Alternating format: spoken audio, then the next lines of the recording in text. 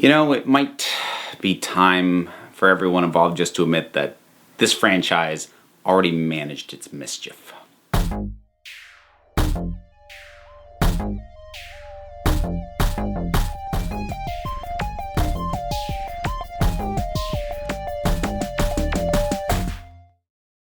Hello, folks! So, I'm going to talk a little bit more about Harry Potter, and a reminder of my credentials. Slytherin, actually officially sorted. My Patronus is a squirrel. I don't know if I've ever mentioned that one before. So, yeah, I'm a fairly big Harry Potter fan. Read all the books, seen all the movies, into, some of the, just the community of fans. I really enjoy Harry Potter a lot. And the more I've been thinking about, look, it's no secret that I think the Fantastic Beasts franchise was an iffy idea and isn't working. You can check out my review of Fantastic Beasts 2 to see me just go on about how much of a mess that was.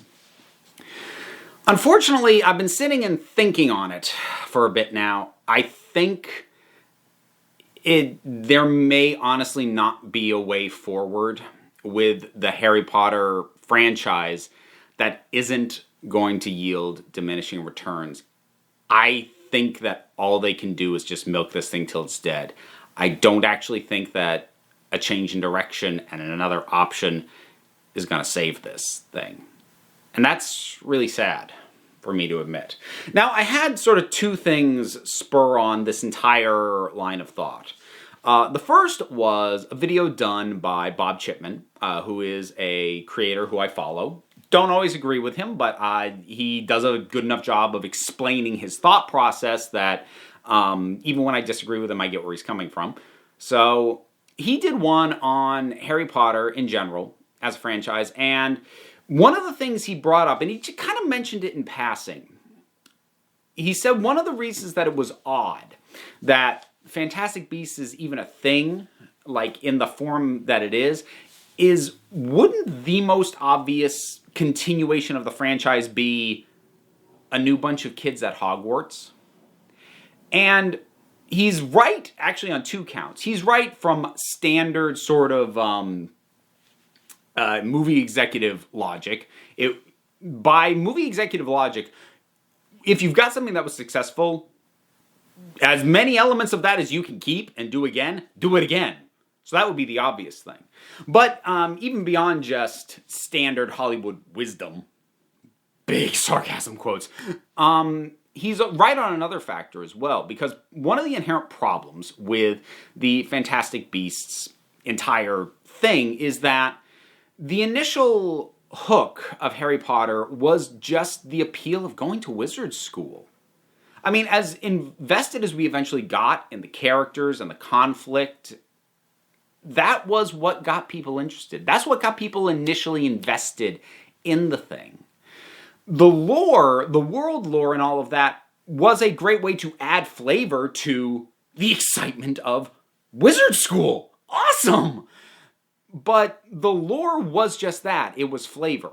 So to do a movie that's basically just laying out lore, which is what Fantastic Beasts has kind of turned out to be, is kind of ill-advised because, yeah, it's set in the world, but it's missing the hook. It's missing what actually got people invested. And that doesn't necessarily result in a bad product. I do believe it has in the case of Fantastic Beasts, but that's not automatic. But it does kind of mean that you're just sort of narrowing your audience as you go. Because that core idea, that initial pitch of Harry Potter, wizard school, that got a lot of people in. What's the pitch on Fantastic Beasts? Well, there's a build-up to a war, and it was like people who aren't already invested immediately, they checked out already. Like, I can't imagine that there's really anybody going to the Fantastic Beasts movies who was not already a Harry Potter fan. That pitch doesn't win new people. The pitch of Wizard School won a bunch of people with the book. It won a bunch of new people with the movie. And I think even now, continually, it keeps winning new fans because that initial hook, that's brilliant in its simplicity and its appeal.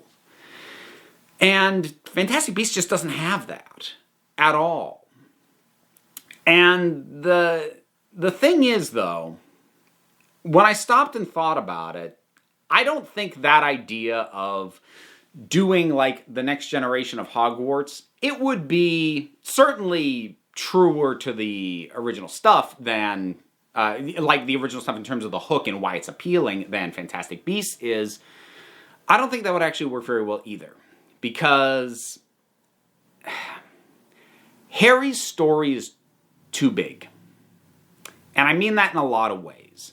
I mean, it feels like, in many ways, Harry Potter's story and how it connects to Voldemort's story combined basically makes his life the most important life in the wizarding world for probably a couple of generations.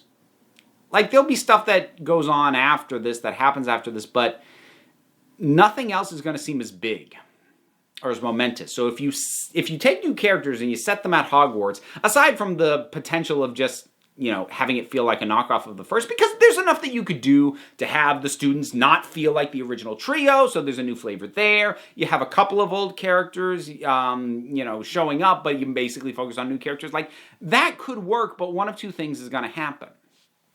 Either it's not going to involve things as big as Harry Potter's story ultimately ended up being, in which case it feels smaller, more pedestrian, and honestly probably better suited to TV. Like, that's the asterisk I'll put on this. If I think the best, in terms of the quality of the finished product, the best thing that could be done is a Next Generation at Hogwarts as a weekly TV show. I think that would result in the best product, because you could actually have it be smaller things and focus primarily on the class's interschool conflicts and not have to have it ultimately end up being a world-saving thing on a TV scale. But movies are expected to have a large scale, especially if there are already movies in the series and they've all, if not initially started that way, eventually became incredibly large scale. It's part of the same instinct that unfortunately drove The Hobbit to be turned into a much, more significant event in the history of Middle-earth than it ever should have been. Oh, and that was also Warner Brothers. Warner Brothers really... Oh, okay. Need to not start down that path, because that could become a tangent. But the thing is, like, that wouldn't be acceptable as a movie. Not acceptable to executives who say, well, it's not as big. And honestly, audiences might feel the same as well, given how big the movies became in terms of the narrative and the scope of everything.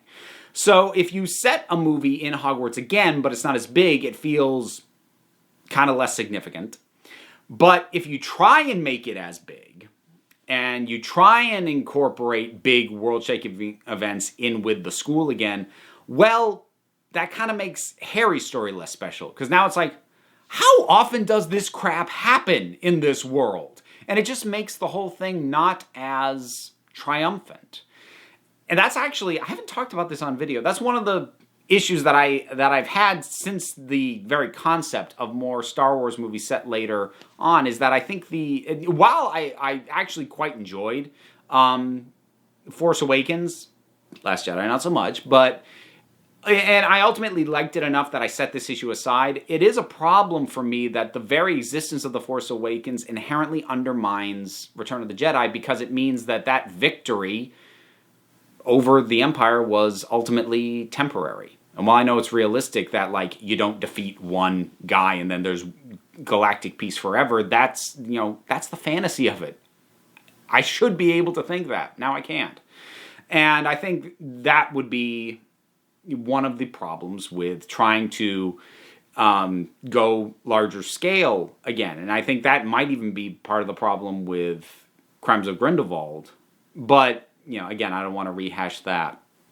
And the other thing is, we actually now kind of have a test case for what it might look like if the franchise tried to go back to Hogwarts. And that's The Cursed Child. And that's the second thing that happened that made me want to talk about this. I finally finished reading The Cursed Child, which I have been trying to finish for over a year. I finally knuckled down and finished reading the dang thing. But, first of all, overall thoughts on The Cursed Child. I have no doubt that it probably works very well on stage, because it's very clear reading the script that it is a spectacle show. And spectacle shows, so like for comparison, Wicked, the Phantom of the Opera, those are big spectacle shows. And a big spectacle experience, honestly, you can get away with a lot of cheesy stuff, wonky plot turns, conveniences. It's pretty forgivable because the experience of seeing it is so incredible. And I do suspect that it probably works decently on stage. Reading it flat out, and I can make that adjustment. I'm used to reading scripts, but it's a weird thing. Like structurally, it's 4 acts. Who stages something in 4 acts? And the entire 4th act feels more like a hastily thrown together sequel to the end of Act 3 than it does an actual continuation of what's going on. But this is not a review of The Cursed Child. But my point is, fan reaction to that from people who've read it, I didn't bother looking up a ton of reactions from people who actually saw the thing. But the reactions from people who read it was lukewarm at best. Because it did kind of the best that you could do with trying to continue this franchise. It has new student characters at Hogwarts. It's got Scorpius and Albus, who I actually think are good characters with a good dynamic that is distinctly different from the Ron, Hermione, Harry dynamic. So you've got them, but then ultimately it all circles back and comes around to Harry and Voldemort, and you get that, for God's sake, don't we ever get to just win thing by the end. In addition to a lot of other stuff that kind of goes along in the course of it that kind of irked me. Again, it's decent. There are some parts of it that are good. Some of the emotional moments, some of the parental stuff, particularly between Harry and Albus, actually worked pretty well, connected with me decently, but I finished it and I'm like, that wasn't great. And then after I saw Chipman's video, I found myself thinking, this might be about the best balance of elements in terms of what the true hook of this franchise is, and not just trying to feel like they're taking a do-over to tell the same story again, and it still doesn't quite work. Now, obviously, Warner Brothers, as much as I have very little respect or expectation of them as a studio, they are in an awkward position because they can't actually do what they would want to do because of how much control Rowling has. Have I been saying Rowling throughout this? Or Rowling? I'm trying to fix that because I've now learned it's J.K. Rowling. But how much control she has is why they're doing Fantastic Beasts instead of doing, more years at Hogwarts. Because, again, studio logic, Hollywood wisdom is prequels are risky. Like, that's not a great angle to go. So that's not what they would have wanted. But if it's what she decided to do with how much control she has over the property, they're kind of stuck. And that might be the other factor here, which is that Rowling, since finishing Harry Potter, the series, has basically spent her time just expanding lore. And there's nothing wrong with that. Pottermore's fun. Additional details are, the drip feed. Some of them are fairly interesting. But to go back to try and write an actual narrative in a world that you've been doing nothing but lore build in for the last few decades, or not few decades, decade plus, maybe. I can't remember when the last book came out now, but she's lost the thread of what the narrative hook was, and she's just relaying more and more and more and more lore at this point. And she has too much control for them to say, we need to go in a different direction. So I think she's lost the thread of what the appeal of this stuff is, because fans absolutely do talk about the lore, but what is the first thing that a Harry Potter fan will tell you?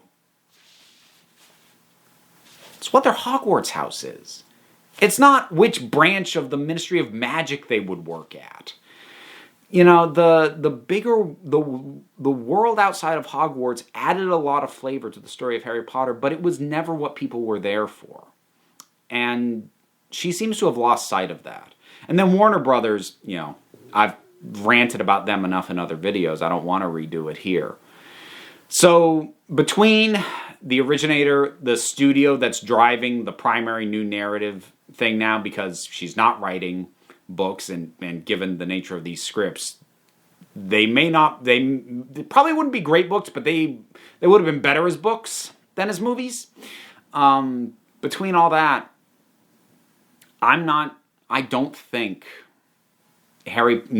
new Harry Potter material is going to get good again, which frustrates me to no end, because I really love Harry Potter. As much as more often than not, when I make videos about it, I'm complaining for one reason or another. But the thing is, like, I complain because I love it. And I want it to keep doing well. And when something that you love keeps stumbling like this, it is just really frustrating. And now sort of looking at it and feeling like I don't think it can do anything but continue to stumble. That's not a fun realization for me to have. I also hope I'm wrong. I also hope that down the line, I doubt the next Fantastic Beasts movie, but down the line something new, Harry Potter related, comes out that makes me go, nope, I was wrong. They figured out a way to make this fresh again and recapture the magic. I hope that happens. I don't think it will, though. The current state of Harry Potter as a franchise overall, and the future of it, can it get any better? If so, how? Whatever your thoughts are, drop something on down in the comments, and let's talk about it. There's a whole bunch of stuff to do down there as well. Like, subscribe, obviously. Patreon link. Hey! I'd appreciate the support. Plus a whole bunch of other stuff, other links to other things that I do, P.O. Box, whatever. It's all down in the description. Give it a look-see if you want. If not, that is okay, because at the end of the day, folks, you're the council.